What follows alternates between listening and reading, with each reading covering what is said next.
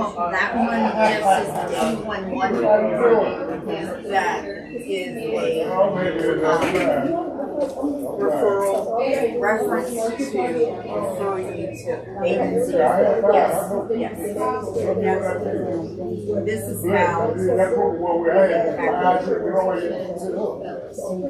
that's in Highlands County specific. Yeah, they've got operators all over the United States and Canada. Oh, most definitely. Well, do you want me to come and, after you see it's not our full presentation because we were given 3 to 5 minutes same as you, but we can come and do a full presentation if you want. Have to get them together because I'm going to have to. We have the same thing with them coming up to the college for classes, so transportation or childcare to be the overarching, very. I do have one program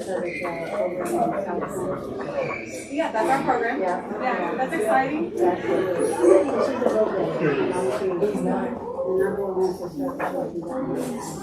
I see. So scans come in, don't they? Yes, Sure. That's okay. Oh, my phone. Irene, Sarah Cruz, it's nice to meet you. Well, I'm familiar with the internet.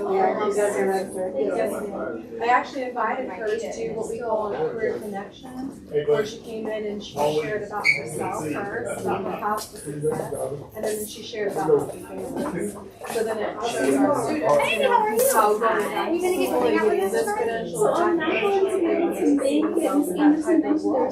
Right, that's why she brought it up. They said, okay, well, this is what we're There's going to be a YouTube one time is such a live, and then it's going to stay on YouTube. Yeah, so basically our students. This is not my card. So we brought in the GC program, And then that's his information. That's my card. okay. Absolutely. Thank you. Appreciate it. But now Thank you. please let them know their hours are flexible. Have you? How have you been? Who's that handsome guy? It's good to see you. Long time no see, stranger. I keep reading about you. I want you to meet my young man. I like him. This is Jim Hardy Mitchell. He lives in Lake Placid. He has a girlfriend that has a 1-year-old. Well, that's the And point. he's thinking that this is going to be a long-term relationship. So I wanted him to be For here. the English speaks for the East and the GP, and the GP probably at South Street. I never went to the I didn't go Yes, to ma'am. My sister's a teacher there, so wondering if by chance Me too. My brother probably did. And that's I ain't never go to another Lake thing, Placid. so having I was going to, but they're not good for like if you're trying to go to college for sports. Like Lake Placid isn't a fit. Of course. What you guys do is Every year. And it's so Really? It's so secret. Now, I will say there's things people honestly now, are you considered to be a case manager overall? Yeah, like it's just like I don't know why did you go there. There's not a lot of. So how do you get money? So you never see. How do you feel in this? Let me give you some. That's good though. So it's growing, the program's growing. I wrote this book. I go into the prisons and jails and do activities with inmates, but I also do it with young people. And it's a life story, but it's also to bring out the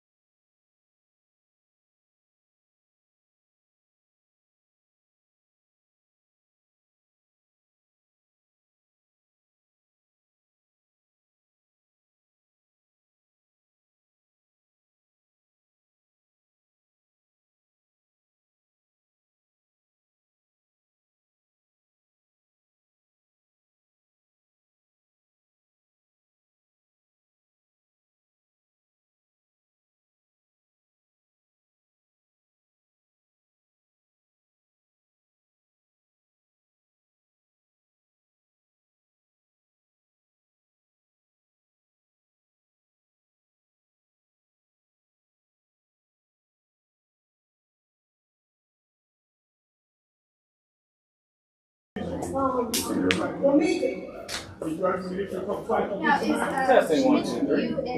Testing 1, 2, 3. A man.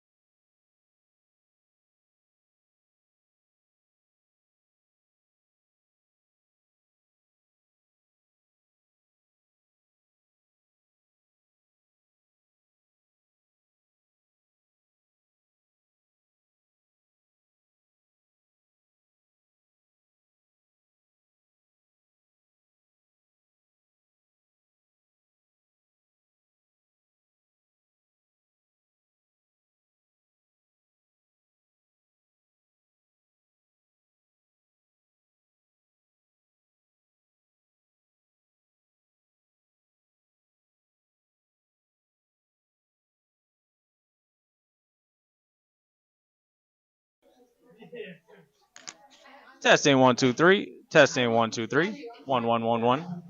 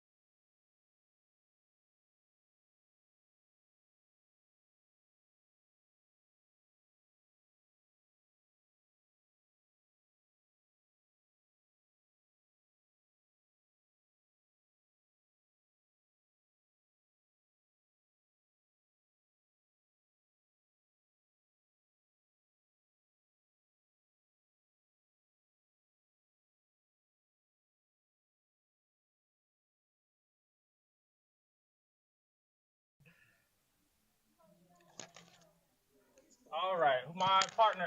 Hi. Hi, I'm Pam Crane with the health department. Hi, Pam with the health department. Glad you could be here. James. Hi, James.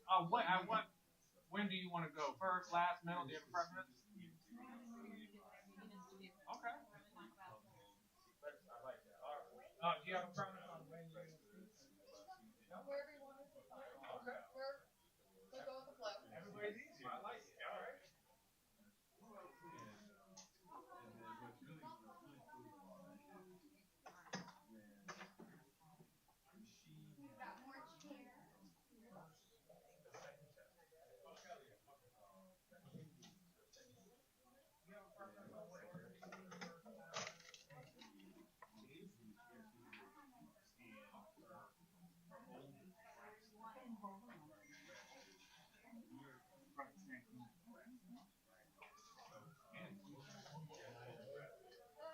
I have a bunch of books for you guys. You do? Kids, yeah. I like it. So the stuff we want to give away, we can put up right here.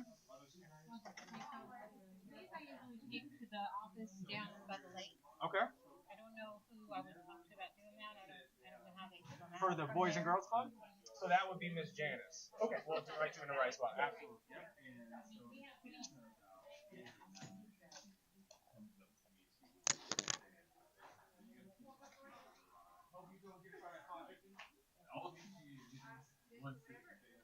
So we're going to get started at 5:50. So you got 5 more minutes to eat some pizza, do all that stuff. Oh, should I get the wheel of names ready? Let's get the wheel of names.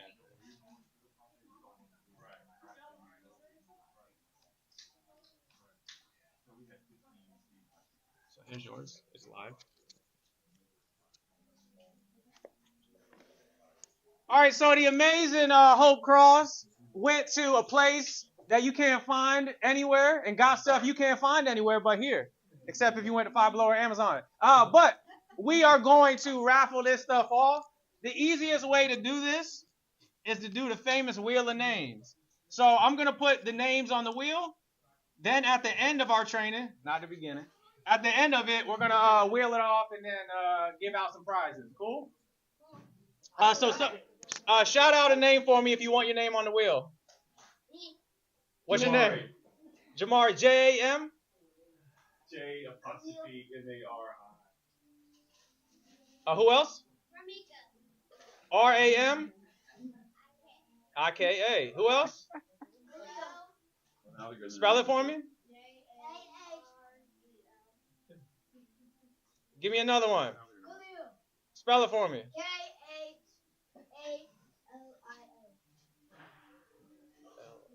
Another one.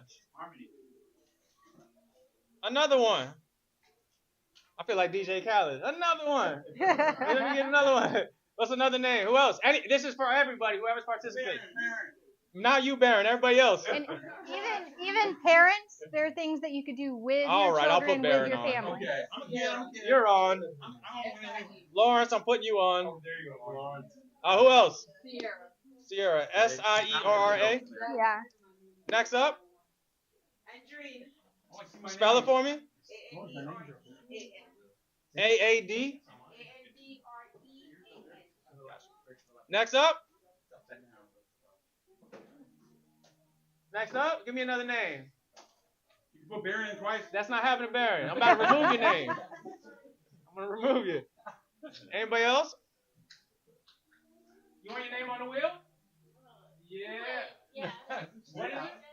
What is it? Equation. Spell it for me. D-A-Q-U-A-S-I-A.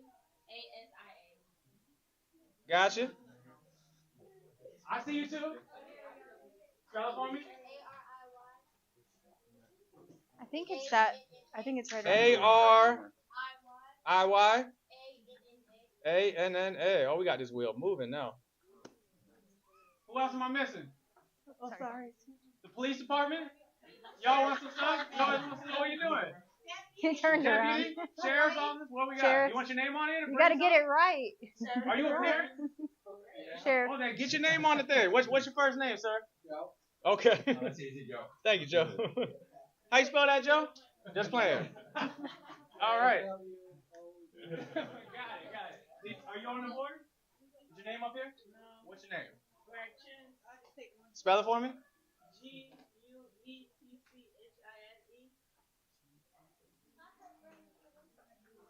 Got it. Who am I? Who's in the corner? Let me get. Can I get names over here? Who's not on the wheel? Darrell Senior. Who is it? Give. You said Darrell. DERR. Oh, Jarrell. I'm sorry. J. Gotcha. Gotcha. So you got 2 shots there. Teresa. Is that with an H? We've got more seats if you guys want to sit. They are short though. So, would you guys like? Last call for names on the wheel of names. Young person. Are they sticking around? R.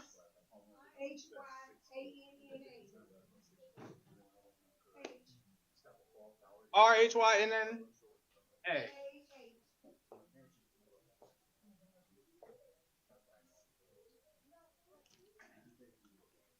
We all know who we're talking about. Tokyo? Is it spelled like it sounds? Is that right? I'm on YouTube live showing you one of my weaknesses, which is spelling. It's never been worked out for me, but we'll know who it is. Anybody else? Who we got? Oh no, we already got Joe up there. What about Joe's friend? No, don't look. Joe, you're Joe's friend. I like how you're like, Joe don't got a friend. What's your name, sir? Omar. He said, who's Joe's friend? That's funny. All right. Got everybody? Okay, and I got 551. Let's make it happen. We're going to spin that wheel at the end. All right, first up, we have our partners here who want to give you a little insight onto what they do. Baron, you were supposed to be controlling my tablet, and you have dropped the ball already, sir. Here you go. No, here you go, sir. Keep this in there. There's a rumor out there that there's more negativity than positivity. There's a rumor out there that there's more bad than good. I'm telling you, that's just a rumor. There's a lot of people who have dedicated themselves to helping others. So let's hear about that, and let's hear from those. You said you wanted to go first. Come on up to the front. Give us your, your spiel about what you're doing, what's happening. You would. That's the importance of active listening. I'm already failing. The ball is yours. Go ahead. Okay. Hi, everybody. Hi. My name is Kelly Jackson. I work for Department of Juvenile Justice.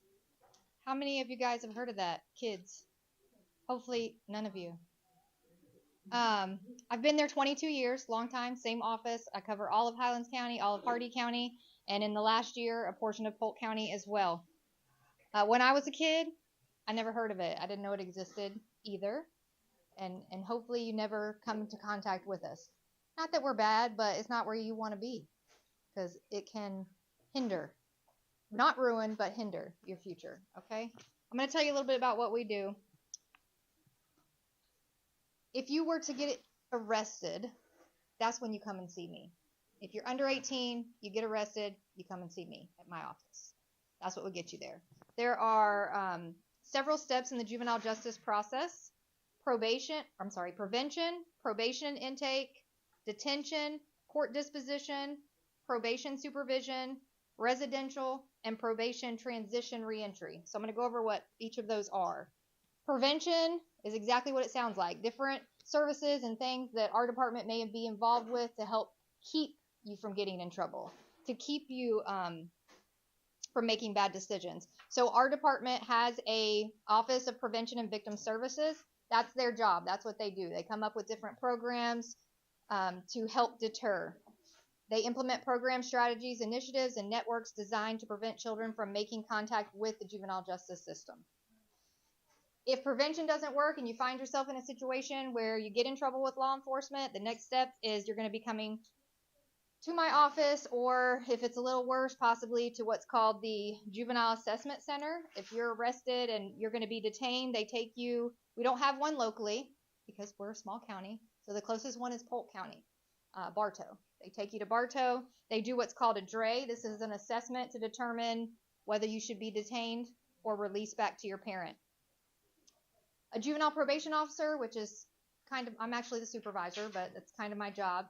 If you get in trouble, you're going to come to our office. You're going to talk to one of our probation officers. They're going to go over what happened and what's going to happen next. We then have to make a recommendation to the state attorney. So we don't get to make the actual decision of what happens to you. The state attorney gets to do that. What we do is we're kind of the middle person. So we gather additional information, not just about whatever the charge was or the crime was, but also your family history, your school history, your mental health history, whatever else there may be, so that we can make a good, well-rounded recommendation for the state attorney. Our goal is to keep you out of court and to keep you off probation. So just because you get in trouble one time doesn't mean that's where you're going. We really try to keep kids out of court. If your charge is serious enough and you score enough points on the assessment, you will be placed in a detention center temporarily. Youth can be confined for up to 21 days on certain crimes. If it's a little worse, they can request and add an additional 9 days, so up to 30 days. There is a new statute that just passed last July where the state attorney actually can continue it and keep adding on days until they feel like the situation has been resolved. But in most cases, it's up to 21 days. For a court disposition, you go to court, you can be placed on probation. Probation is it's when you have a second mom. That's how we say it. Mom tells you what to do, and so do we. In some cases, mom outrules us, and some we outrule mom. So if we give you a court-ordered curfew of 7 o'clock and mom says, you can stay out till 8, it's fine, we win in that circumstance. You have to come in when we say. But if we say the curfew's 7 and mom says it's 6, she wins. She can make it earlier than we do. But it's like having 2 moms or 2 dads. If probation doesn't work for you, the next step is what we call residential commitment. That's where they put you in a facility like jail and house you there and get you the services you need. That's our number one goal, is to get services that you guys need in order to prevent you from committing future crimes. Once you have finished a commitment program, the next step is to come out. There's still follow-up supervision. That's what we call transition and re-entry. We just help you finish up all your court-ordered sanctions and hopefully get you off probation and away from us permanently. I did print and look at some just statistics specifically to Highlands County. Now, the most recent statistics available are fiscal year 2022 to 2023. So that means up until July 1st of 2023. So in Highlands County, out of curiosity, what's a number, probably for parents, that you think the number of arrests that would have occurred in Highlands County of just 17 and under? Any guesses? Who said that? That's a great guess, actually. So in 2018 and 19, that was our highest year, 441 in Highlands County, all of Highlands County. The most recent, 336. So you're right in there. It has been on a steady decline, contrary to some folks' beliefs. Crime has decreased in Highlands County for juveniles. In Hardy County, which I also cover, it went from 199 arrests in 2018-19 down to 89 in the most recent fiscal year. And then the number of kids placed on probation in Highlands County, from 2018-2019, it was 127 kids just in Highlands County and 43 in Hardy. Our most recent fiscal year, it was 50 in Highlands County and 17 in Hardy County. Comparing us to Polk, just because I think it's quite interesting, arrests in Polk County for juveniles in the most recent fiscal year, 2,913 compared to our 300 and something. Obviously, it's a much bigger county, but a lot more going on there. Any questions about DJJ or how to avoid us? Are most of the crimes because of alcohol or drug influence? We do have a lot of drug charges, possession, simple possession of marijuana, but mostly I would say we have a lot of batteries, domestic batteries, fights, putting your hands on people when you shouldn't. That's probably our biggest one. And also what they call car fishing. It's very popular. where they're not looking to break into a car, bust windows, but they're just pulling on handles. And if it's unlocked, they're going in. So lock your cars and probably nothing will happen. They don't really break windows anymore. Not that we've seen. Awesome. Give a round of applause. Appreciate it. Thank you. My background was at DJJ. If you didn't know, a lot of what we're going to talk about with motivational interviewing is one, how can we empower and motivate young people to not even get there, but also if you get there, because everybody makes mistakes sometimes, how do you bounce back from that and use that to build that as a strength to keep doing big things and succeed? And that's what we're going to talk about. And I've worked with young people, average young people my whole life, and when they bounce back, boy, they talk about success. They do some really big things. So let's get our next partner up. Who would like to go? Oh, that's too many at once. I just need one. There it is. All right. Give a round of applause. Here you go. Hey, everybody. Mine's a little on a lighter note, just saying. I work for the health department. My name is Pam, and this is my coworker, James. And we're going to talk a little bit about the health department, but mostly about a special project that we have. How many of you have been to the health department? Shots, immunizations. Did you guys get shots at the health department? We have a WIC program. We have a lot of things that we do that really help the public, and we're there for that, and we will always be there for you for that. But today I want to talk about reading. How many of you like to read? You do? Do you have a favorite book? Which one? Say it again. Circus. Oh, about the circus? Oh, circus. Yes? I love the circus. I used to take my kids all the time. But today I want to talk about why reading is important. When you read, what do you enjoy about it? Does it take you places you wouldn't go otherwise? Yeah? It can take you on adventures that you wouldn't have otherwise. And it can show you things that you wouldn't know otherwise. Reading is so important. For parents, I just want to share with you that our average third grade reading level in Polk County is below 50% across the board. We have a couple of elementary schools where it's a little bit higher, but not very many.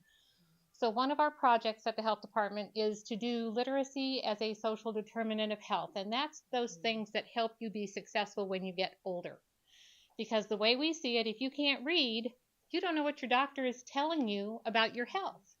If you can't read, you can't fill out the forms you need to fill out when you go to the doctor or you go anywhere to get services from anybody.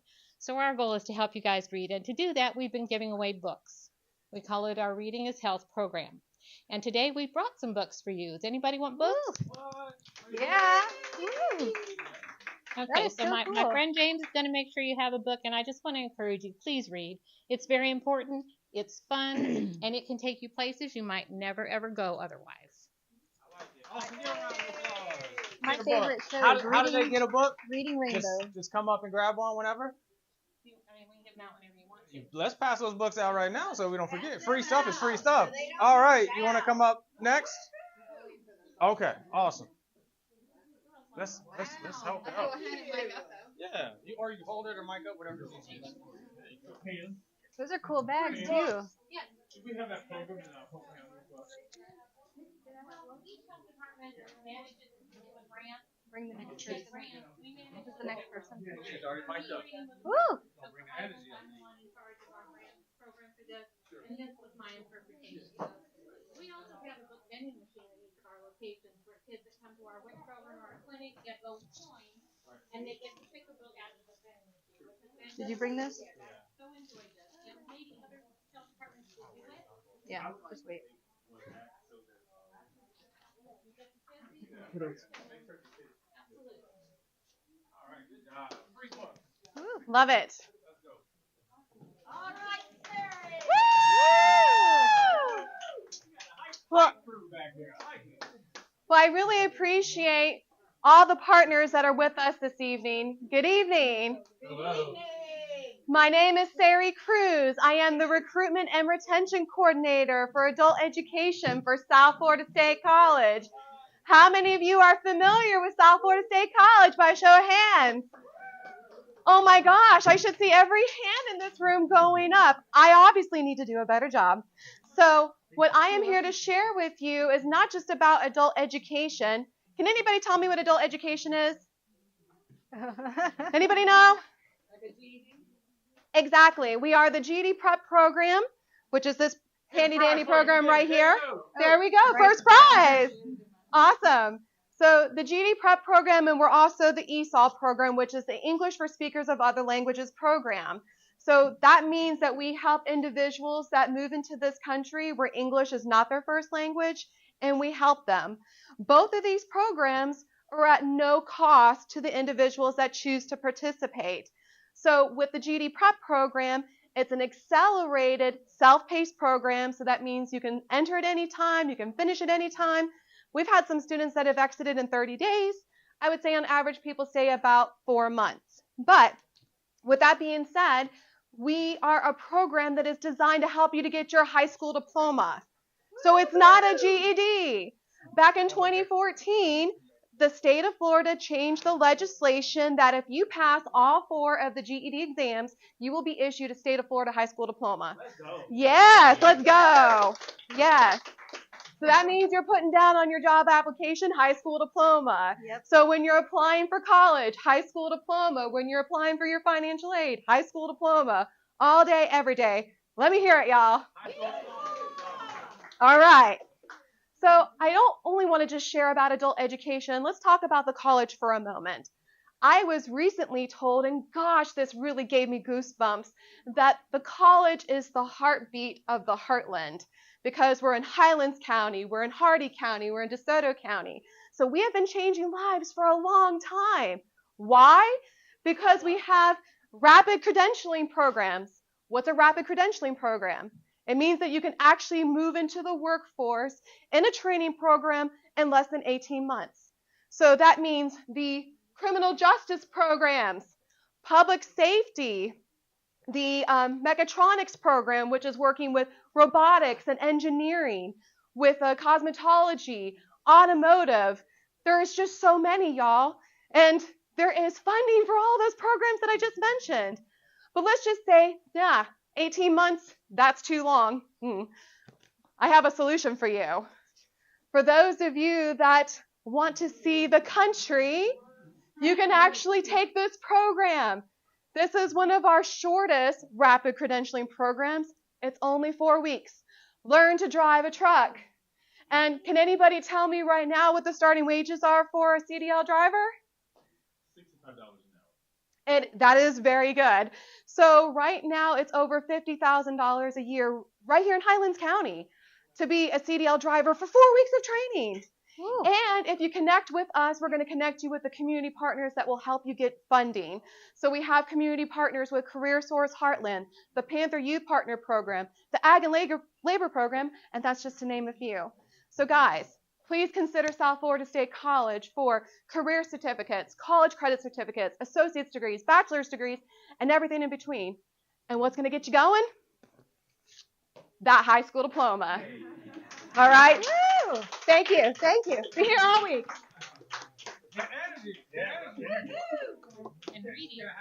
And reading. It all starts with reading. She's going to pass it. Oh, you're going to? I thought you were on the same crew. No. I like it. No, let's go. Give her another round of energy. Who's going to be a truck driver now? Because that's good money. Nobody? No? One person? Woo-hoo! Yeah. There you go. Yeah. There you go. All right. Here you go. Okay, hold on, honey. I'll give you one. There you go. All right. Oh, look at that. Oh, I won't forget. I'm saving the best for last. Oh. Woohoo! All right. Now, everyone do this. You know why you're doing that? Because you're all fantastic. All right. Love it. My name is Cynthia White. I am with United Way of Highlands County, also under the umbrella of United Way of Central Florida. My position is to reach out to businesses and individuals and help them support us through pledges. From those pledges of businesses and individuals, we provide 12 different agencies we partner with. Janice is one of them. That's Boys and Girls Club. Woohoo! As a matter of fact, tomorrow is United Way's Day of Caring. We will have a crew here in Avon Park and a crew in Sebring doing service for the Boys and Girls Club. Yes, you will. I'll be at the banquet hall. No, I'll be running around in circles. We partner with 12 agencies that provide over 17 programs. Those 17 programs represent the 7 initiatives that United Way supports. Early childhood education, academic achievement, community partnership, school services, financial stability, health, and hunger, basic needs. Here in Highlands County, these are the specific programs we have. Academic achievement and educational success, we have one-to-one mentoring, school-based scouting, projects learned through the Boys and Girls Club. Yay! Summer camp scholarship program, early childhood education. We have school readiness, learning accomplishment profiles, safety net and income. Emergency services and basic needs. We provide 4 different programs there. Preventative services and assistance, emergency rescue fund, domestic violence, and youth shelter. And promoting financial independence, legal services, adult day program. Who knows what that adult day program is? Ridge Area ARC. We partner with all the residential group homes and the day program. And even though it's not affiliated, it is right next to Ridge, Heartland Horse Therapy. All these places I've mentioned, I have volunteers from the community going out tomorrow and doing things. That's what it's all about, us coming together as a community. You parents and grandparents hooking up with whether it's Janice at the Boys Club and saying, I really need to get in touch with Cynthia. I really need to get in touch with Liz. Or reach out to Sari. She has great programs. Now, improving health and knowledge and access to care. This is really important because if we don't have our health, you aren't in the mindset to learn. Learning is the fundamental for succeeding in life. But let me tell you something else. You are all worthwhile individuals. You have a purpose. Don't ever doubt that you don't have a purpose. You are created amazing. You are each a miracle. Amen. With your health, you can set obtainable goals. One day at a time, then a month at a time, then the year's gone, and wow, you're graduating college. We have Health Quest. We have horse therapy. We have home delivered meals. Our programs stretch from the toddler to the day you pass away because we provide $5 a month, provides 8 meals for seniors in our community. Wow. Yeah, so, and residential services. Everyone should have a fighting chance to support themselves and their family. United Way believes that every child, and you got books, I'm sorry I didn't bring bracelets or anything, but I've been running all day. United Way believes every child should be given the opportunity to meet their potential in school and life. United Way steps up to address the most pressing needs and provides services in the targeted areas of the education, financial stability, health, basic needs, giving our community a hands up, not a handout. Right.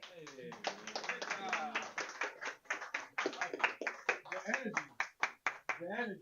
Can I have my back saying No, you may not. Why we're doing that, I'd like to let everybody know United Way of Central Florida through our Highlands County group for the last 4 years has come to Boys and Girls Club, and with the assistance that they have, given to us the United Way, and on their day of caring, they for the last 4 years they have painted our Boys and Girls Clubs, the outside, the inside. They come back, so all the nice colors that you see here are we don't have chip and paint, not at all, because once a year we get wonderful help who actually come here to the Boys and Girls Club and help keep our club looking nice. So we appreciate it. Told you there's more good than bad. Look at this, is amazing. All right, who do I have? Who else is representing the agency that wants to speak? Anybody? Sheriff's office? No? Come on, Joe.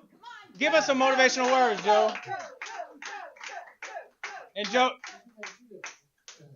you're last up before Hope and myself, so give us the good stuff. All right.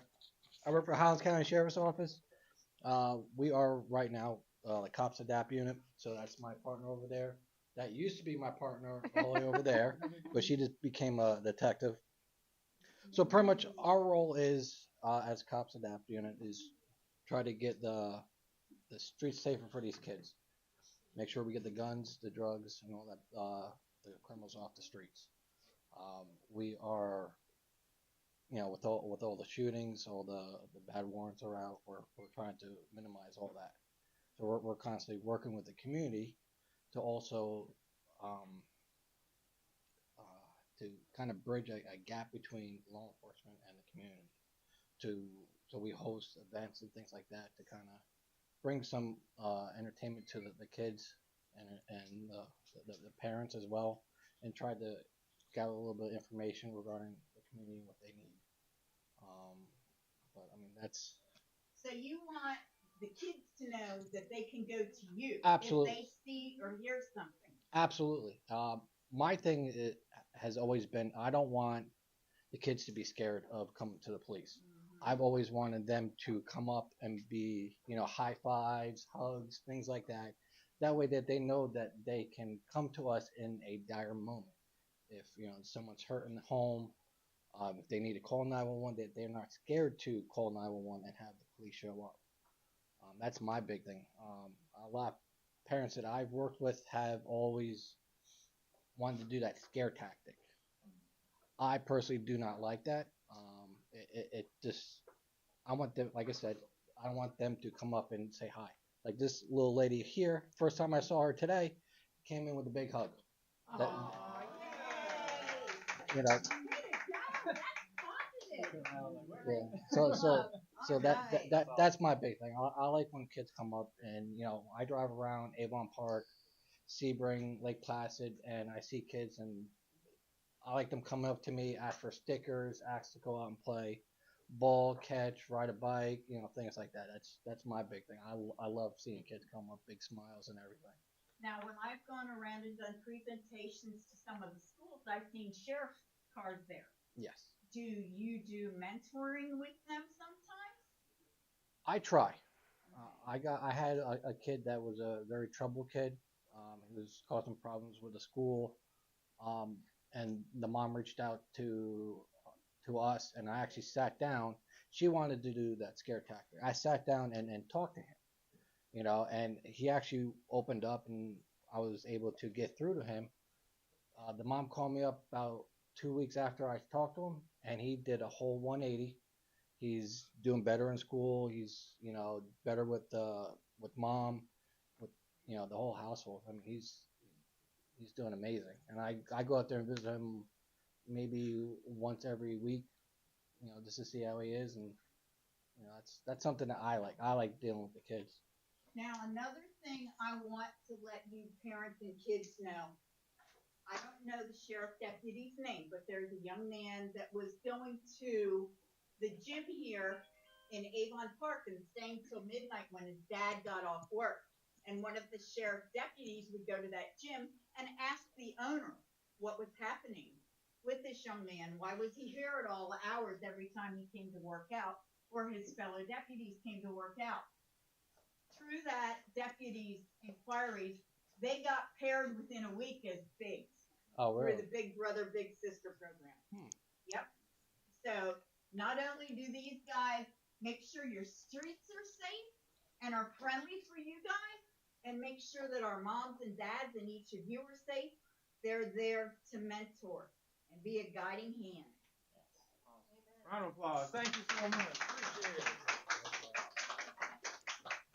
And let's give everyone who spoke a little love one more time. They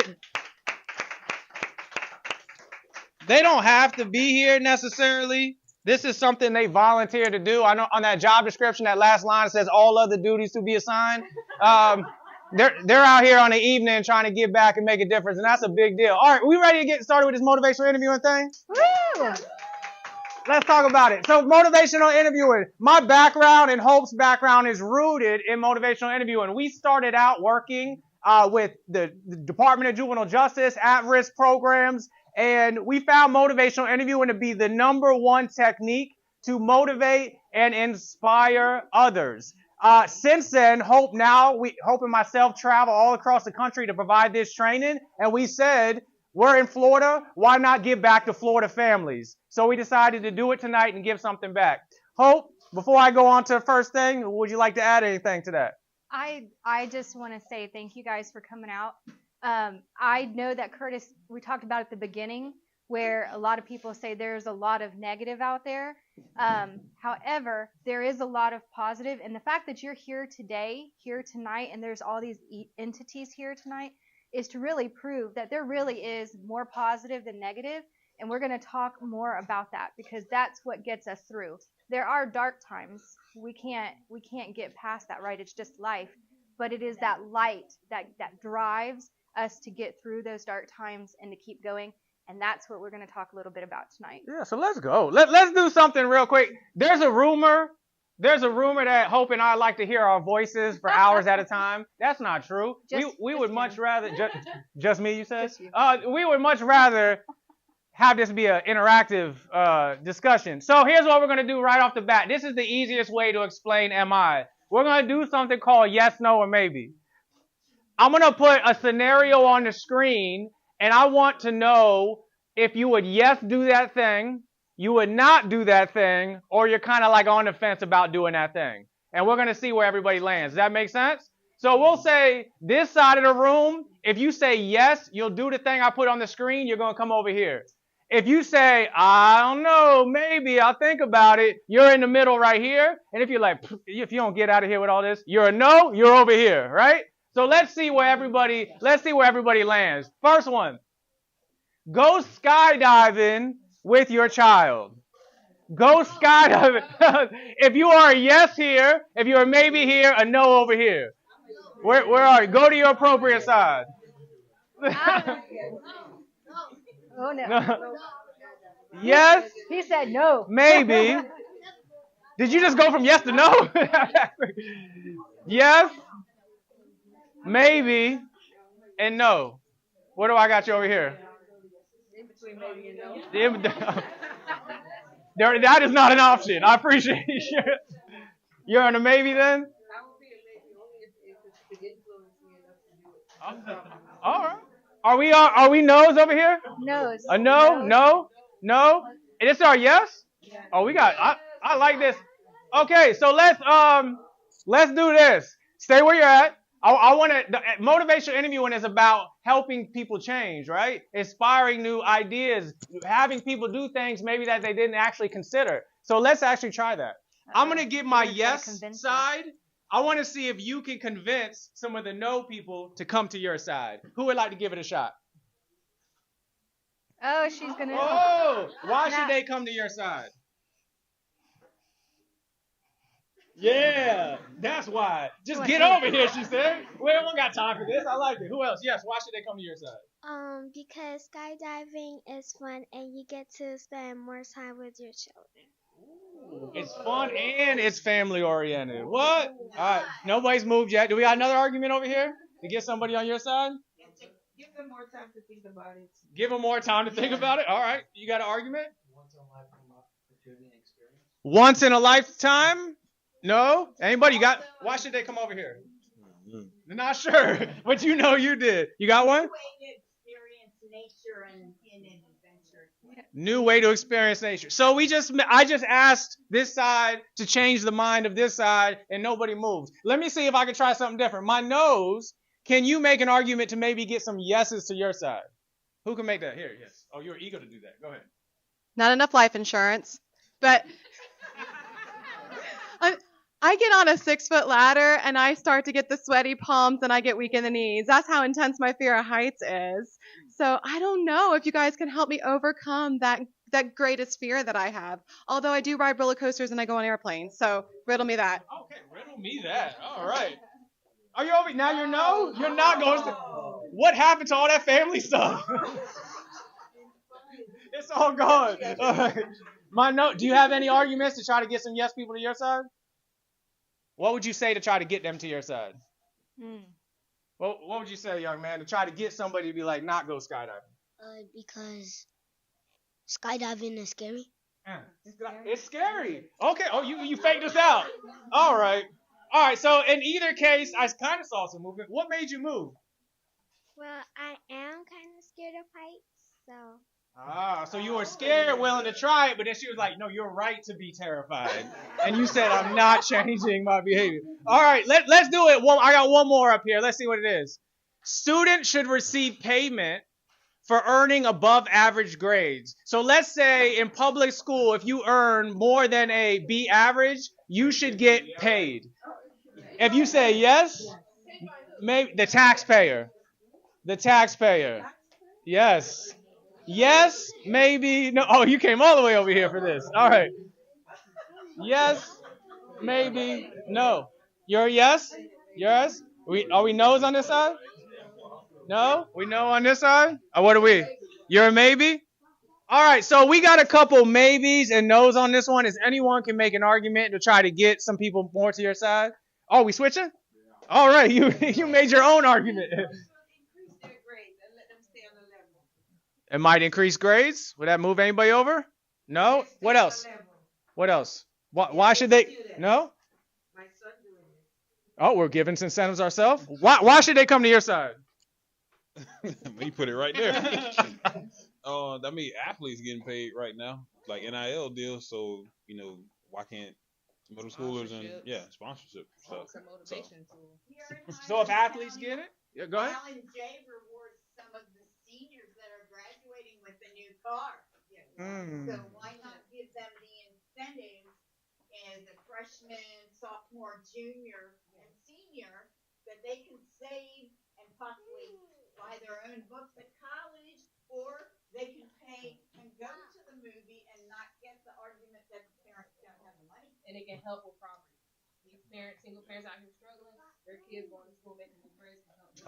You got Joe over. Joe over. Okay. I was gonna make that same argument. Does anybody on my no side? Oh, you're slowly moving?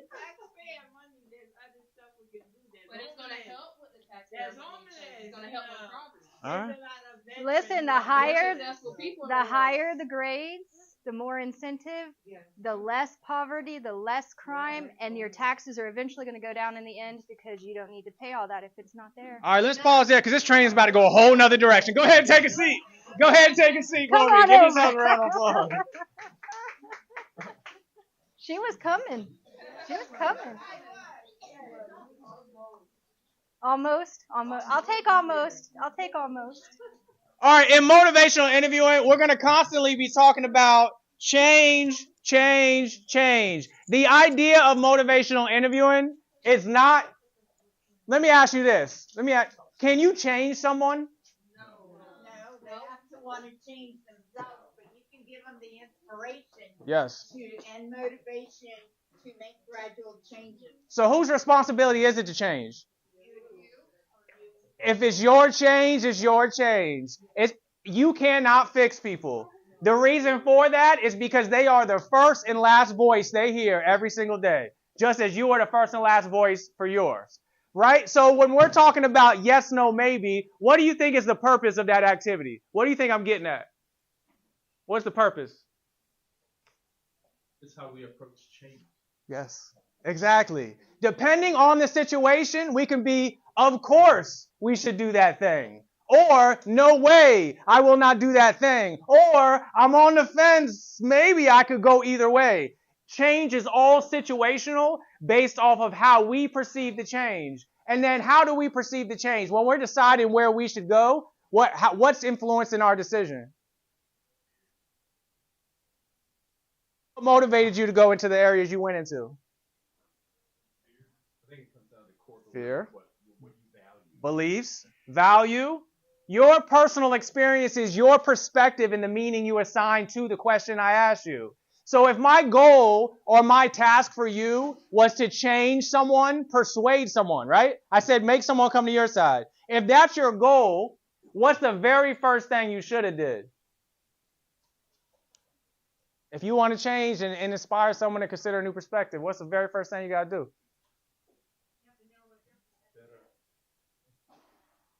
I think better understand the no.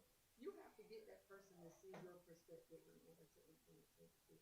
You have to get them to see yours first? If I want them to change and agree with what I'm saying, well, maybe you need to understand what their viewpoint is first. There it is. If it's their change, if it's their responsibility and they have the final say, then guess with whose perspective it starts? Theirs. The very first step with inspiring change and new perspectives, persuading people, starts with what does it look like from their perspective. So knowing that, if I said, hey, try to get somebody to your side, what's the first thing you should do? Why are you saying that? Why are you a yes? What would it take to get you to take one step towards the maybe? What motivated you to go here when you were kind of thinking here? The very first step towards change is seeing what does the world look like from their perspective. Because you can't change people, but what you can do is inspire them to consider a new perspective, a new idea, a new belief. You can inspire them to say, hey, maybe there is another way to look at it.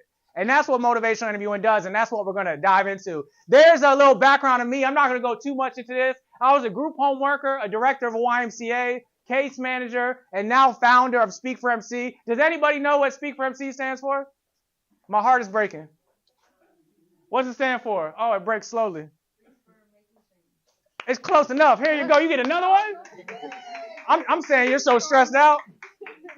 Speak for motivating change. There's the mission vision. Everything is inspired by optimism, empathy, and collaboration. Optimism for me isn't everything's happy all the time. Everything great all the time. Everything's amazing all the time. That's not optimism. Optimism is when you're at your worst, when things are really down, do you say, but I still believe there's an opportunity to grow here. I still believe there's a solution. That's what I think optimism is. Anyone could be happy and optimism when things are going well, but are you optimistic when they're not? And then everything is about disrupting the status quo. What's the status quo? When I say status quo, what do I mean by that? The norm, the same. You heard those expressions? It is what it is. I am just the way I am. Things will be how they've always been. It's never going to change, Curtis. No. Our brain is really good at framing things in a way that allow us to do nothing, allow us to stay thinking how we currently think. But the very first thing that happens before change is discomfort. So discomfort is good. It's what do you do next? So when you're interacting with people and inspire new ideas, understand there will be some discomfort there. Hope, who are you? All right. So my name is Hope Cross. Curtis and I have worked together for at least 10 years. And I am telling you what, Curtis has motivated me over the years and truly to motivate change. I have a lot of experience. I'm not going to go too far into it. I've actually worked with the Department of Juvenile Justice over 20 years of working with at-risk populations, into the school board, Healthy Families. Healthy Families is in the house today. And DJJ is in the house today somewhere, or maybe they left already. Curtis and I actually met working for Eckerd Connects, which what Eckerd Connects Project Bridge was to do is when young people did get in trouble, we embraced them. They came into our services and we wrapped them around with services. Education right here, case management right here, mentoring, funds, anything to do, any gap that was there that caused maybe that at-risk situation, we wanted to help fill that gap so that that young person had a second, third, fourth, fifth chance. Because we don't believe in giving up, and we don't believe in no, and we don't believe it's impossible. In fact, Curtis, I snagged one of your little balls here because it says make it happen. I believe that when you care enough and you have enough passion, you can make anything happen. That's why we're here tonight. Eventually, I went into Cultivating Hope, and this is my organization. I travel around the United States talking about trauma-informed care. and actually going into jails, going into prisons, and going to organizations that work with clients to take my book and curriculum to them to help inspire hope, to cultivate hope. We're talking about change. There is a saying that says you can live 40 days, right, without food, maybe 4 days without water, but only 4 seconds without hope. And this life that can get so dark and dreary, my goal, Curtis's goal, is to motivate change and to cultivate hope so that the impossible can be made possible. And that's why we're here tonight. Let's go. Yeah. All right. I didn't even get a mid applause yet. Well, after I spoke, hope you up here crushing it. No, don't do that. No. All right. Let's talk about, this is a quote that I always like to share when we talk about change. If you give a plant soil, water, and sunshine, it will grow towards the light. If you give a plant soil, water, and sunshine, it will grow towards the light. When I say that quote, when you read that quote, when you hear that quote, what do you think that means? What do you think that quote means? Yes. I like it. It will grow taller. Right to the light. Yes. What else? Look to the good and not the bad. Young people are amazing. Y'all are just, that's what I'm talking about. What about my adults? The young people are showing y'all up with this. What does it mean if you give a plant soil, water, and sunshine? What's that mean? Sure. Let me ask you this. If I bring a plant home and I give it soil, water, and sunshine, but the plant doesn't grow, maybe worse, it dies. What does that mean? Yes. It will. It does become weak. Yes. What else? What does it mean if I give it soil, water, and sunshine and the plant doesn't grow? What does that mean? Does that mean soil, water, and sunshine are bad for plants? No. Then what's it? Didn't get nurtured. Maybe there was something else it needed? Maybe it got too much of one thing? Yeah. Too little of one thing? The reason I like this quote so much is because so often we use the outcome of something to justify why we're no longer pressing forward and trying to get better. Real easy example is like every year at New Year's, I'm setting a goal, I'm losing 10 pounds, right? And then you get on the scale a month in, you only lost 2. You say, what's the point? You lost 2.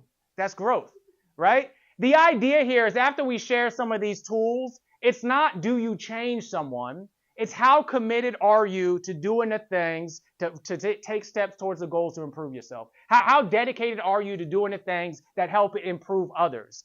You can't control what that response will be back, but you can impact the choices you make. That's the one thing you have control over. What choices do you make and what's the meaning you assign to them? A little background on motivational interviewing. It is evidence-based. There are more than 1,000 controlled trials where MI has been used effectively. The book's like this big. And the main reason it was effective is because they found when you interact with a non-judgmental, empathetic listener, it makes the person less defensive and less anxious. And if I'm less defensive and less anxious, I'm going to be more likely to be open-minded. And if I'm more likely to be open-minded, you're going to be more likely to consider my advice and my feedback. But if I'm defensive, if I'm anxious, if I'm pissed off, my mind's going to be closed. And you are not changing a closed mind. I remember when I used to work in corrections, they would come up to me, man, Curtis, you can't be hard. You can't be, you can't be soft. You got to be hard on these kids. You got to keep it real. You got to be hard. You can't do all this soft stuff, all this MI stuff. I said, I'm not trying to be soft. I'm trying to create an interaction that is going to be more likely to take my guidance, my advice, my feedback. So I'm doing something, right? So they found when using MI, it reduces defensiveness, it reduces anxiety. So then someone is more likely to have an open mind and you can share ideas. Does that make sense?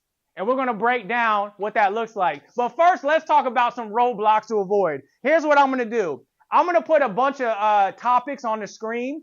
And with the people near you, I want you to debate those topics. I want you to try to share your opinion and see what the other person's opinion are. Let's look what these are because I don't think I remember them.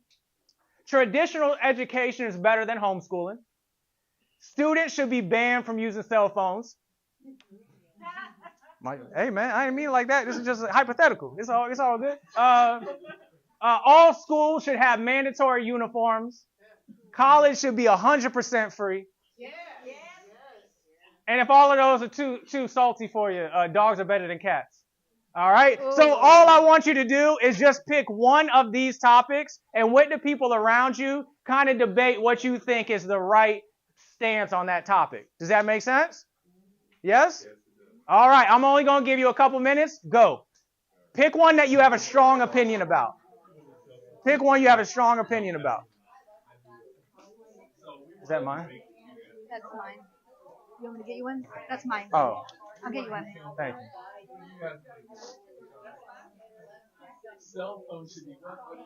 Band.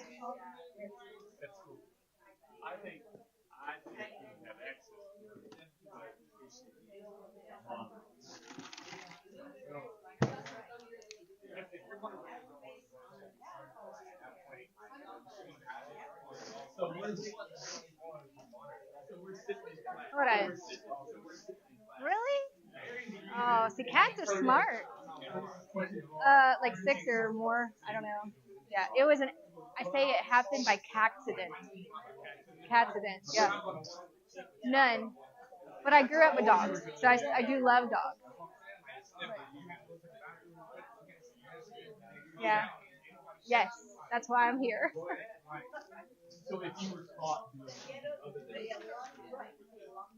Oh, thank you, Hope. Do you want to role play any of the things, or you want me to just go in and explain it? Just explain it. Okay. Unless there's something you think, Probably short on time. We'll just explain it.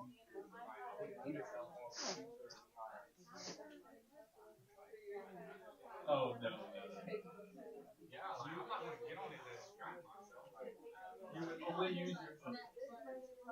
All right, let's talk about it. Let's talk about it. Who here had a strong opinion on one of these topics? That's a strong one. Which one was it? I knew it. That's why you looked at me like that when I put it up. I knew it. All right, you had a strong opinion? What was your strong opinion? It's all good. Phones, cell phones? There it is. Yes, what was your cell phone? Okay. Oh, man, I started something here. Yes. And cell phones again. All right, young people, do not take their cell phones. What about the cat? We have any passionate ones over here? Any passionate opinions? Dogs are better than cats? No cell phones? Okay, we're just yelling. I like it. Ooh, all right. I like that one. So here's the reason I showed this. I did not show this to turn this into a debate class. But what I did want to show is there's 4 things that get in the way of potentially persuading someone and encouraging someone to see things different. So think when we were doing yes, no, maybe. These things actually cause people to stay and dig even deeper to how they currently think. These are called roadblocks to change. And think of a roadblock like if you're driving and all of a sudden there's a roadblock in the street, it's no longer about your destination. It's about getting around that roadblock. And it's the same thing when inspiring change. These things can get in the way of actually someone considering change. So let's break them down and tell me if you've either done these, experienced these, or while you were debating that if any of these happen. Let's look at the first one. Warning them about their opinion. Warning. Don't you realize if you think like that, what might happen? Don't you realize if we take all phones, we're not going to be able to get information from anyone? You did, yeah, yes. Warning someone trying to scare them, like you said earlier, does not encourage new thinking. It actually encourages the person to think even more about how they currently feel. Think about a cigarette box. What's on a cigarette box? Warning. It literally says warning, but people still smoke. Think about like seatbelts, right? When seatbelts were put in cars, hey, you need to do this or something bad could happen. Where people are like, oh, cool, I'll always wear my seatbelt. No, we had to create laws and then put the noise in the car. Better wear your seatbelt, right? Because what we do is we hear the warning, but then we think, I'm different. Yeah, it won't happen to me though, right? And I'm sharing these roadblocks not to say you won't do them. My mom warns me all the time. The other day, you're almost 40. Don't you need to go to the da-da-da-da-da? She's doing out of love, but warning just encourages me to counter and be like, yeah, almost though, not yet. Hey, let's keep it moving, right?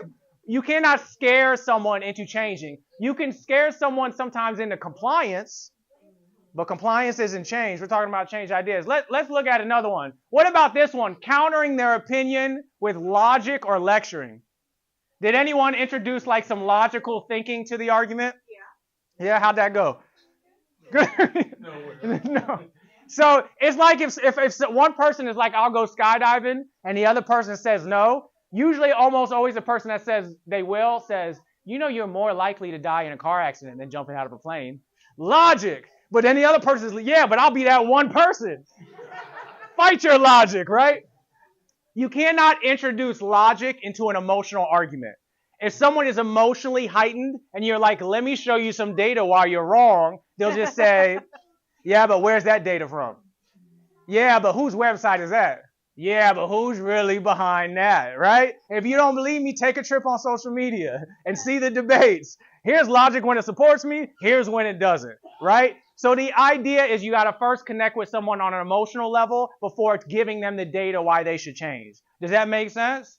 Because now if I'm connected with emotionally and I feel heard, now I'm more likely to say, all right, I'll consider the numbers you're throwing at me. But how do you connect with someone emotionally?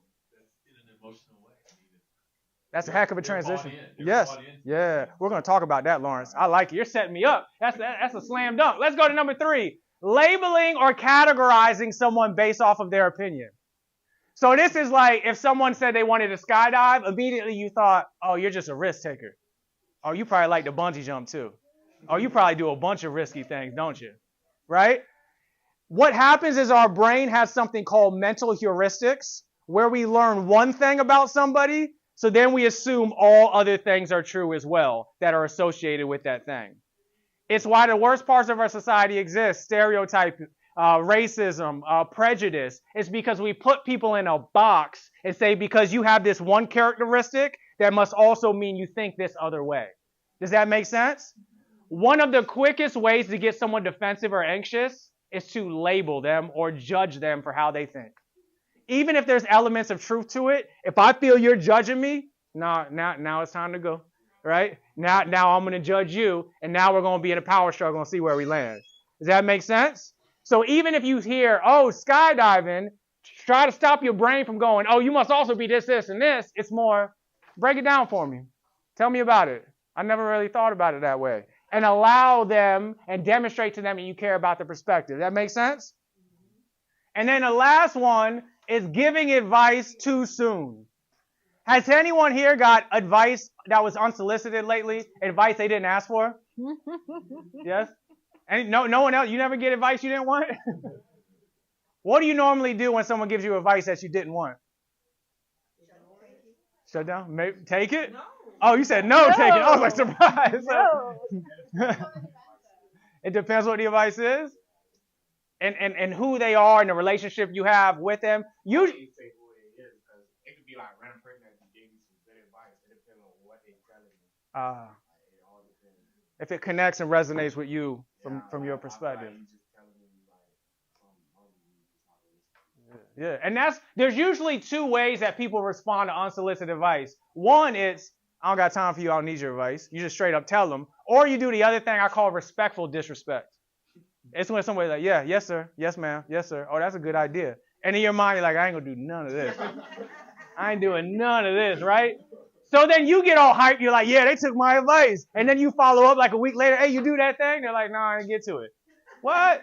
All right, I'll check up back with you. Then check a week later. You do that thing? Oh, what thing? No, I forgot all about that. And now we're just in this cycle, right? So the best way to avoid giving advice too soon is just to ask, hey, you mind if I give you a suggestion?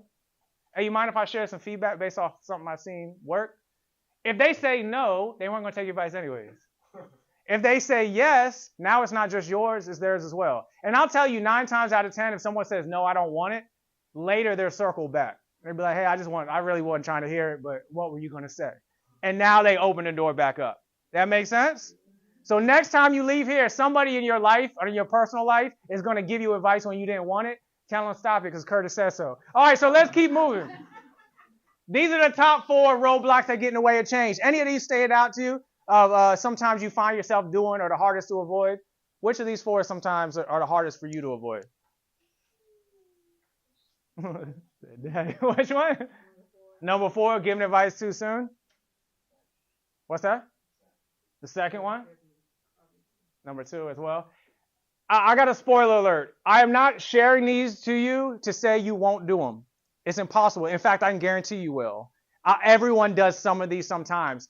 The reason I'm sharing this is if your goal is to inspire a new perspective and you do these, it can get in the way. That makes sense? So you got to ask your goal. If your goal is to change minds, try to stay away from this. If you're just having a normal conversation and you're not worried about change, maybe you will do some of these things.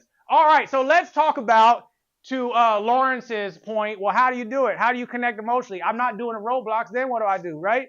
I like that question, Lawrence, because it takes us here. And the reason I got the young person driving the car, change is like driving a car. If my hands are on the wheel, I'm the one guiding it, then it's my change. You can be in the passenger seat saying, hey, I noticed there's a pothole. You might want to take a left turn. Hey, what's going on? But if you try to take the wheel from them, now it's no longer theirs, and it's going to be more likely to crash. If you take the wheel, you're not looking for change. You're looking for compliance. And sometimes we need compliance, officers. I'm with you. Sometimes we need compliance, but compliance is not change. I'm going to give you an example. Officers, we cannot hold anyone accountable for this example. We got a promise?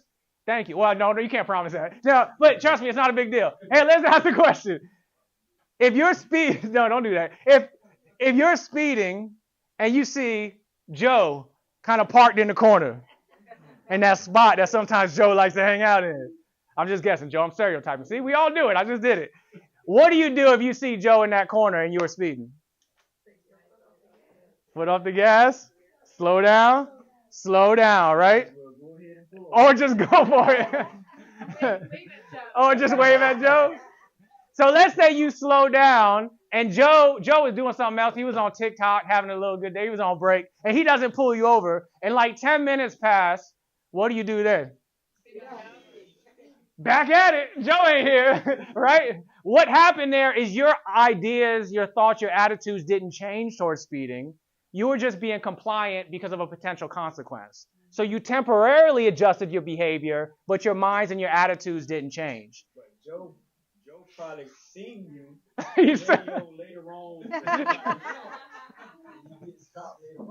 I'm guessing there's an experience, not with Joe, but there's an experience that has happened specifically before. Yes. So I say all that to say, you gotta ask yourself, in this moment, do I want compliance or in this moment, do I want change? They're completely two different things. So let's talk about change. The very first thing we're talking about is empathy. If I say empathy, what does it mean to be empathetic? What is empathy? Try to understand the other person. What else? What is empathy? How would you describe it?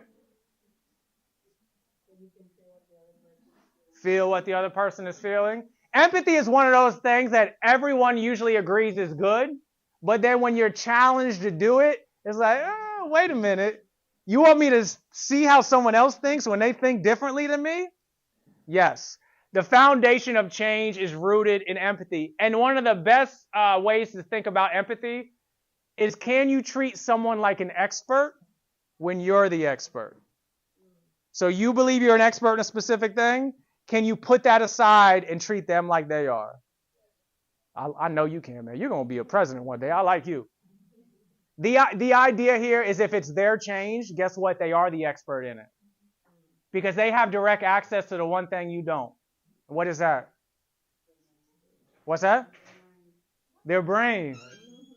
They have direct access to their thoughts, their attitudes, their motivations, their feelings, their experiences, their belief. They have the direct connect to it.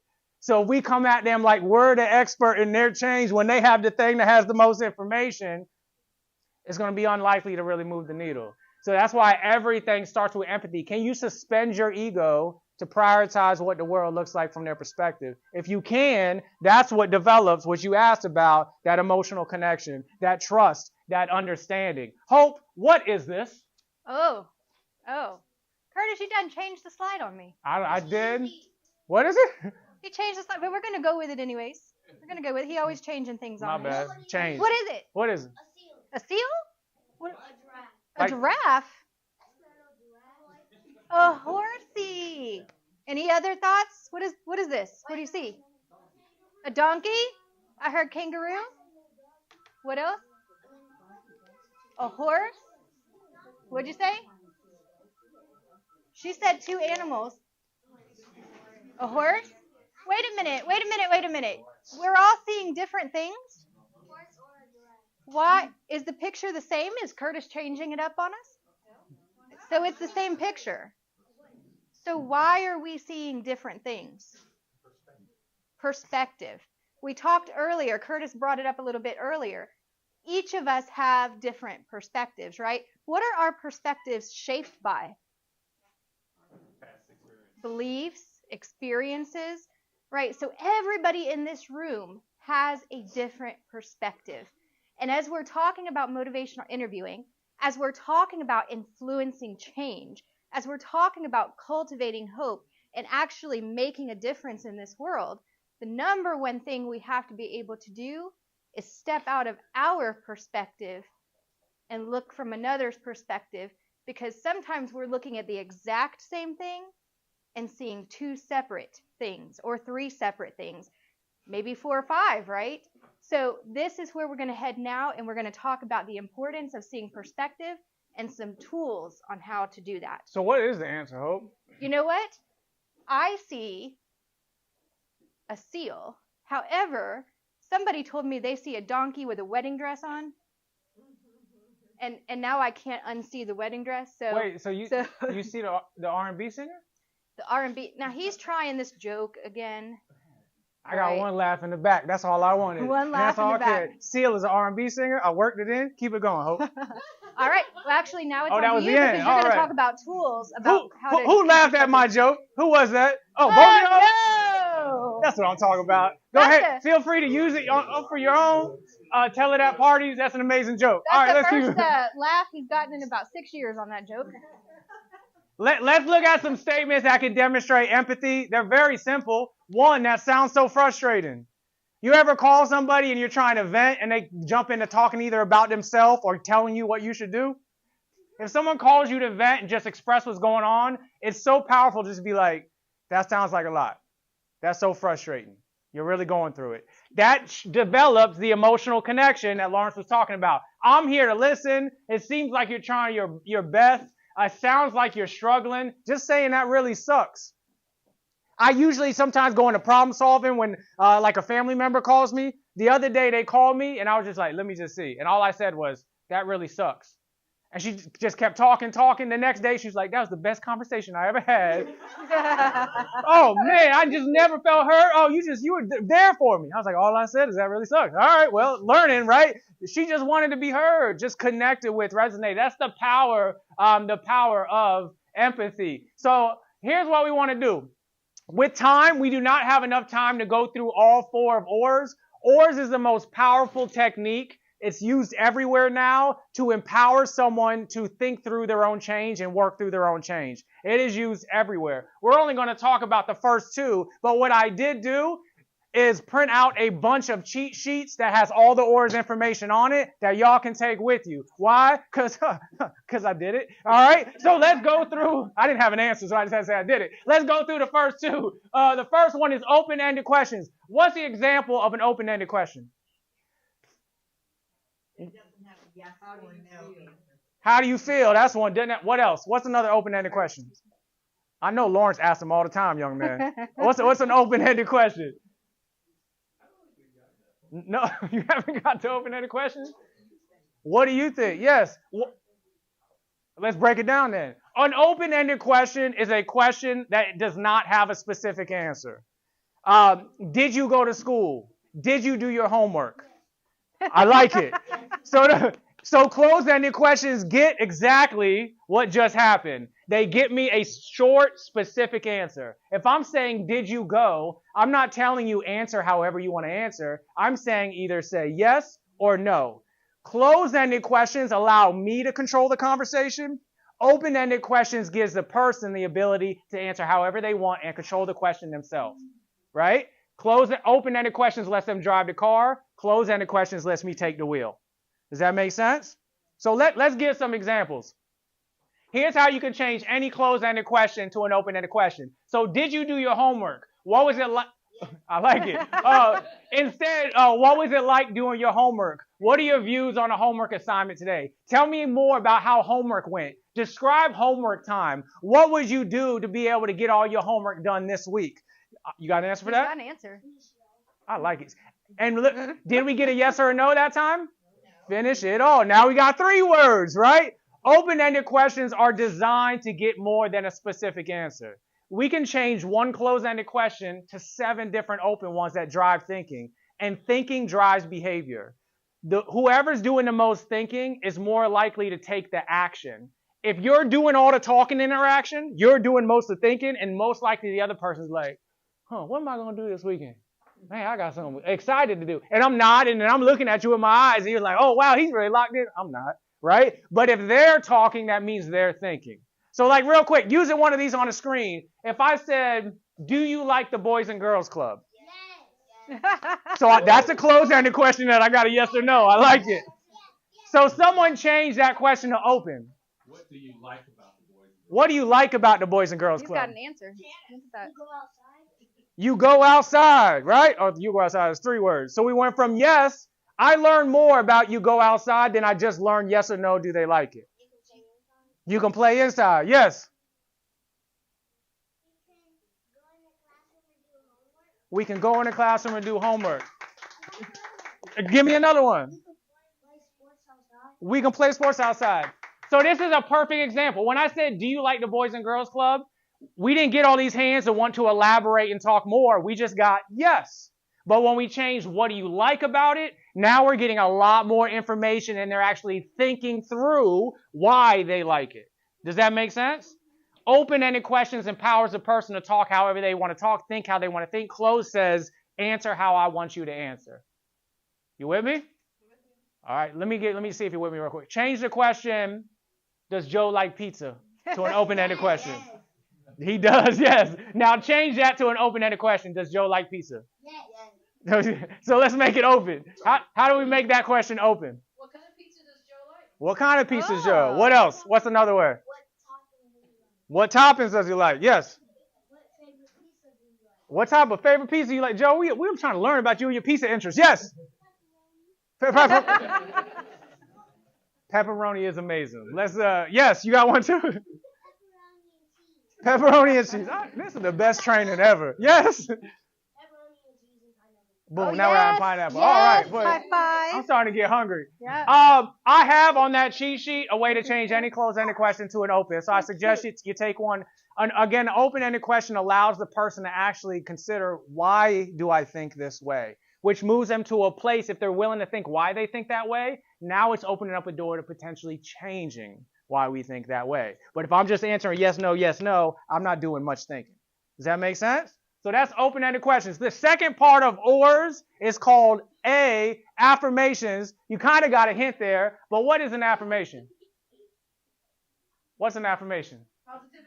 Positivity? Yes, what else? Body language. It can be, depending. There can be nonverbal affirmation. That's interesting. Yes. Doing an activity? Yes. If you do an activity well, what do you want your mom to say to you? If you do your homework well, what do you want your mom to tell you? Great job. Just keep going. Do something else and just keep. If you do a really good job at something, what would you like your mom to say back to you?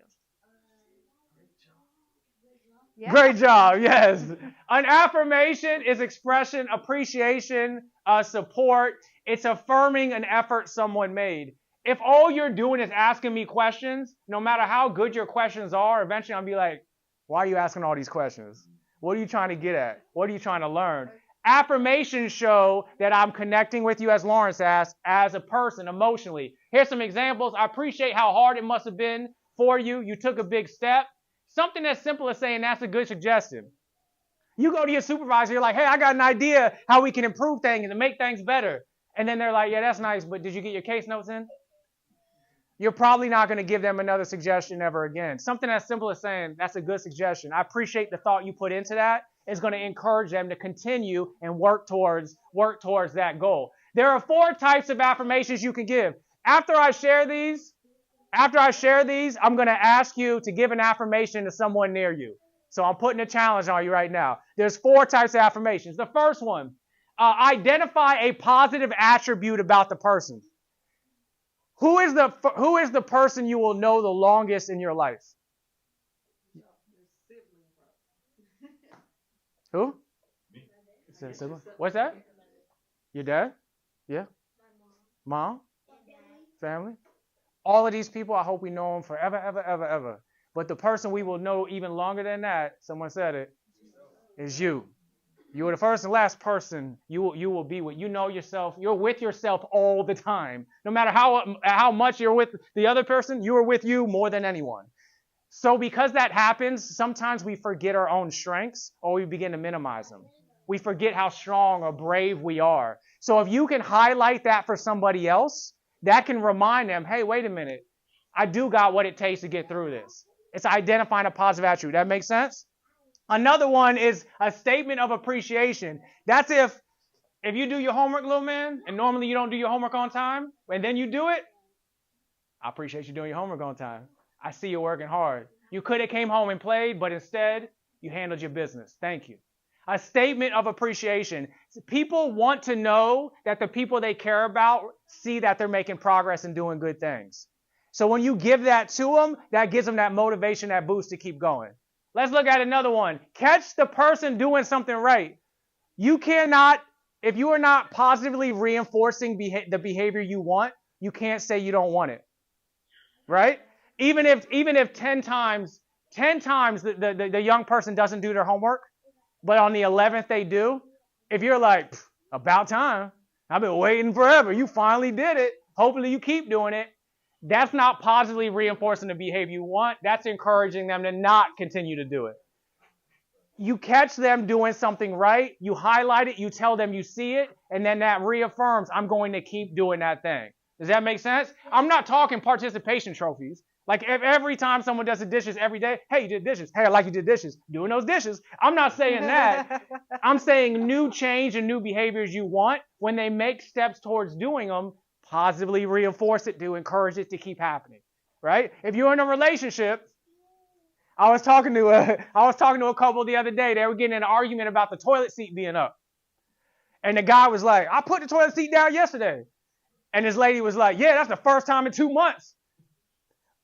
Well, if you want it to keep happening, you got to give them some props that it just happened, right? But we have to kind of suspend our ego to say, well, if my big picture goal is for this behavior to continue, I got to positively reinforce it. Make sense? Little tip for you and your relationships. And then the last one is optimism or support. This is if somebody has low confidence they can accomplish something, saying, you got this. I believe in you. I got your back. We can make it happen. That goes a really long way. It is unlikely someone's going to go all in on something that they think they'll fail at. Why am I going to go all in on something that I think I won't be successful in? So if I'm doubting my ability to do something, it's your role to help boost them up, be that support, be that confidence. Make sense? So here's what I'm going to do. I'm going to give you 1 minute. Someone around you, give them an affirmation that fits into one of these categories. Go.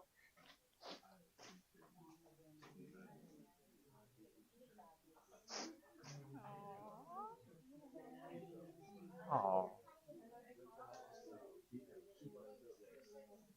Oh.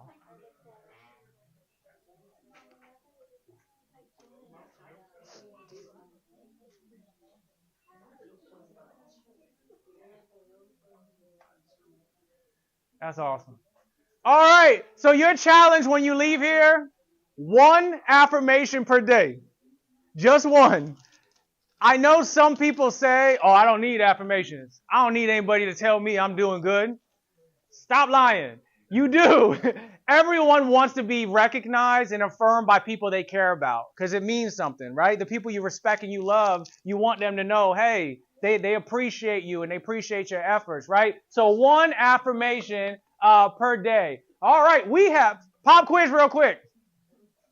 What's one of the roadblocks to empathy and change? What's one of the roadblocks? The things that get in the way of change. Advice too soon. What else? Labeling. Yes. Labeling. Yes. What else? Lecturing. Yep. What is the foundation of change? It starts with an E. Empathy. What does empathy require you to do?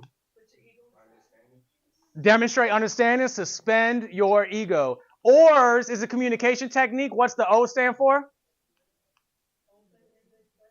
Rock star. Open-ended questions. Yes, what's an example of an open-ended question? What do you like about motivational interview? Ooh, I can answer that all day. And then what is the A in OR stands for?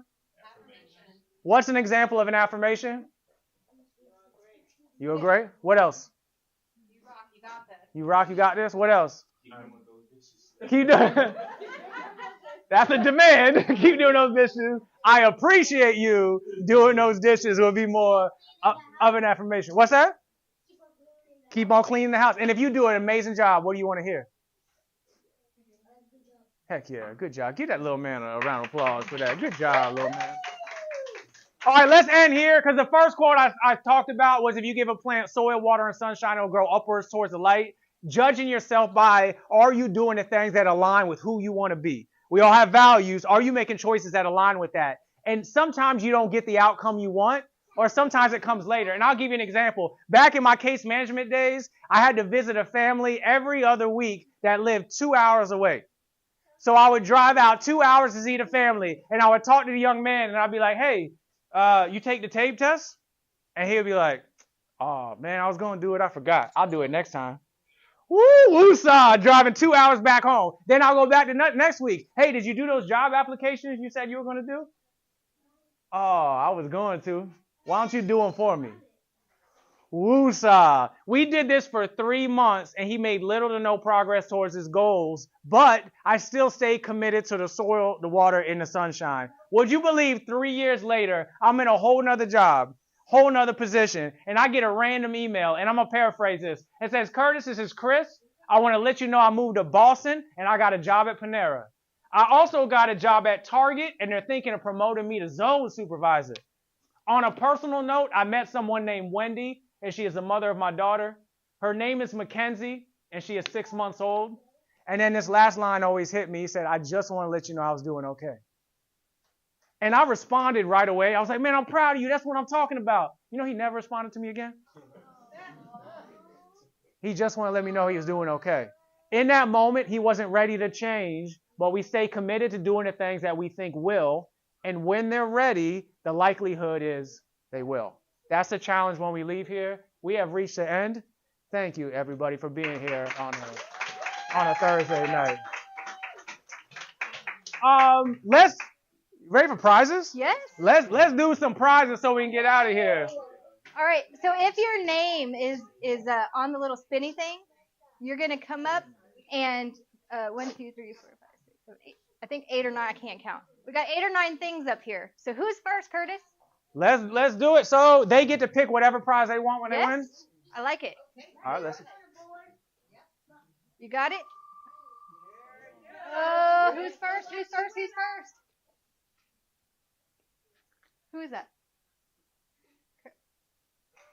Lawrence! Lawrence, what are you doing over there? Oh, you already got one? There you go. Lawrence. All right, Lawrence, Come on pick down. something. Knowing Lawrence, he's going to give it away. So there's these balls and this stuff right here. You're welcome. All right, let's do another one. Is that Jenga? It is. Oh, boy. It's a knockoff. Lawrence going to be up here all day. Let's keep it going to the next person. Hold on, I got to get a picture of you with the darts. So, just a side note, I beat Curtis at darts. That never happened. It did. We're still live streaming. Don't say that. All right, next one. I beat Curtis at darts. Don't say that, Hope. Who's next? There you go, young man. Uh-huh. Did she leave? No, you're right here. Oh, come on down. Hey, nobody gave you any love. No round of applause. You did it. Here you go. Yes. Really? The first time? What? You did it. Let's go. Can I get a picture of you with it? Now, who is that? What are you going to do with that? Oh, round of applause. By the way, that was my favorite that I picked out tonight. All right. Hello Let's Kitty. do another one. Because cats are better. How many do we have, Hope, so I know? 1, 2, 3, 4, 5, 6 more. Khalil, let's go. Uh-oh, hard choice. I thought I would see more excitement there. He's focused. He's thinking. Yeah, he is. I like it. Ooh, can I get a picture of you with soccer ball. Give me a big smile. All right. All right.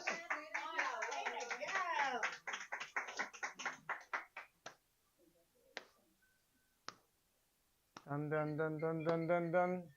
Jamari! Is that this little guy right here? You want to come choose something? He's giving you his turn. Oh, Yeah? you say, what do you say to the young man there? Awesome. Give him a round of applause. Let's do another one. Can I get a picture with you? With it? Dun, dun, dun, dun, dun, dun. All right, thank you. Ariana! Where's Ariana? Is that here? No.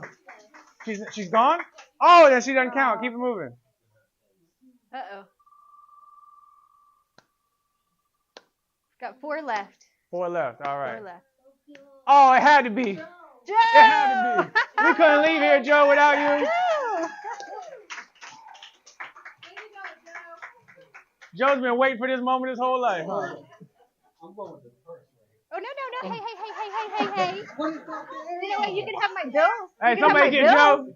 Joe's Come on going now. to take my bills. No. I got plenty of them. Can I get a picture of you? Absolutely. Love it. Yay, Joe.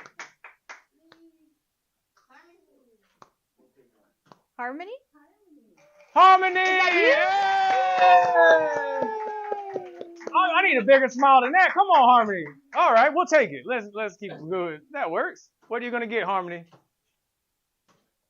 Teenage I was about to Mutant say, I grew up on Ninja Turtles. Yeah, that's awesome. Hey, Harmony, can I get a smile? Picture with you? Okay. No? You want a picture? Ninja Turtles. Look at all those stickers and the colors. Are you Rihanna. excited? All right. High five, baby. High five. Did Rihanna leave? What did she want? The kitty? Oh, is that person not here? Rihanna wasn't here. Got 2 more. 2 more. Not here? Adrian? Gone? Nope, not All right, let's not do another. here. Is anybody not on this board? Well, No? we got a couple people on here. Is that Teresa? Teresa! Is that you? Oh, Teresa. yeah. What are you gonna pick?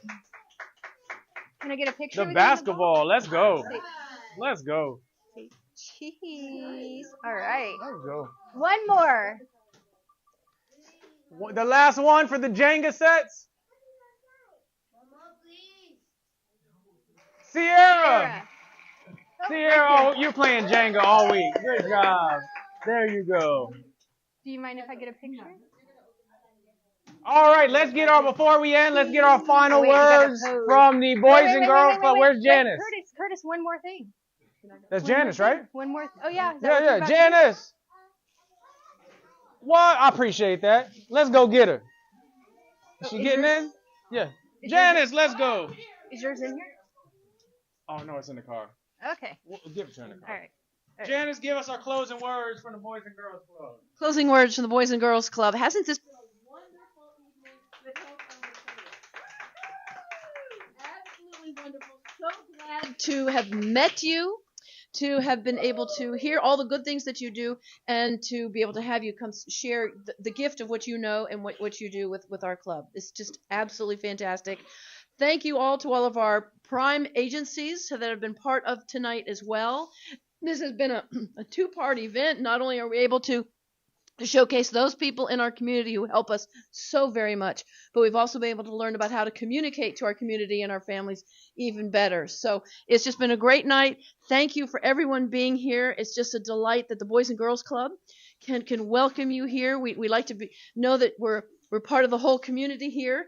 As you know, our mission is to enable all young people, especially those who need us most, to realize their full potential as caring, responsible, and productive citizens, and learning how to communicate with people, knowing as citizens who the agencies are that we need to turn to, and knowing that we've got parents and families and friends here that we can all create a wonderful community with, all put everything together in one tidy little bundle. That's pretty neat. So thank you very much. My affirmation, I appreciate you being here. I recognize that you have special skills that you're able to share with us, and I invite you to please come back. Oh, thank you very much. And we got something for you here, Miss Janice. What do you got for Well, I was going to say the very first time that we met Miss Janice, when we approached her with this idea about giving back, there were no questions. It was full throttle ahead about how to give back, how she can help. And we travel a lot. We don't see that all the time.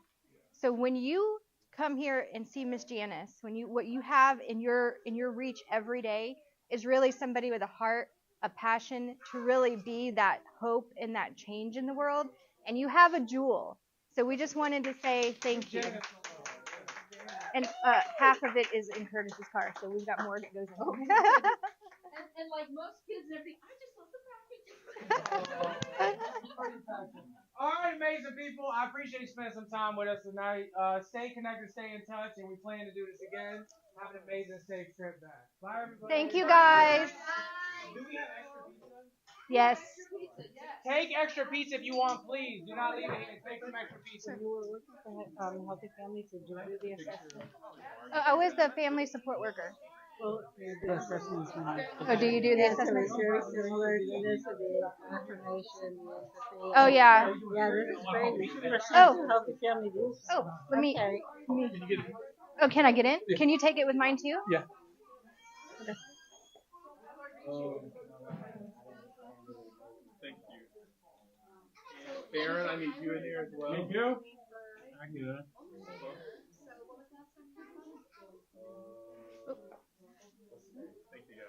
Thank you. So much. And by the way, I think we're both cleared mentors, so this is like 4 hours of mentoring. He enjoyed hoping in a first form. Oh wait, okay, hold on. I can send it to you. I can send it to you. Yeah, I'll send it to you. What about all of us? Would one of you take a picture of all of us? Thank you. All right, we're gonna get a picture with all of us. Did you connect with them? About the car? Baron, get right here. Get right here. Oh, the Anchor people. You saw the Anchor people? Yep. And he's in there too? Yep. Okay, on Anchor people. big smile. 1, 2, 3. 1, 2, 3. I always take more than one, so I want you guys to be completely satisfied. Okay. You are my kind of person. What is going on here? That way, Lawrence. We're gonna do this one. Okay, 1, 2, 3. You have to ask her to say, can I be in the picture? Come. Can you do my phone again? We've got Oh, I to. gotta hold up the Ninja Turtle. Ready? Get your turtles in there. Look up. Wait, we got to do my phone, okay? That's her. Say yay. Boys and Girls Club. Boys and Girls Club. Yeah. There you go. Oh, Harmony. Oh, you're so cute. Hey, Harmony. Harmony, can I have a hug? You are just the sweetest little thing in the world. They didn't talk about the cancer. Everything is only way you don't get it. Yes, sir. And then, by the way, Walmart for driving starts at 6 figures. $100,000. Okay. You did phenomenal. I was watching it the whole time. Were you working? Because I was working, but you were crushing. You crushed. Appreciate you, man. With somebody more, Cynthia, I want to take a picture with our guest speaker. Would you mind? You guys again. Are you leaving? Take care. Bye, Lauren. Thank you so much. So good to see you. Phenomenal. You're a legend. Community worker. I will. I will. I want to stand in between you two with my adult education. Okay. We'll do this up Can you do mine too? Nope. Nope. Nope. Nope. Oh. That was extra. Oh, okay. She's kidding. Oh, okay. She was just kidding. She gets affirmations from me at least I every believe other it. day. I believe you just exchange affirmations all day. It's God bless you, may He keep you in His loving embrace, things like that. I'd go upstairs and I'd say, oh, you'd never believe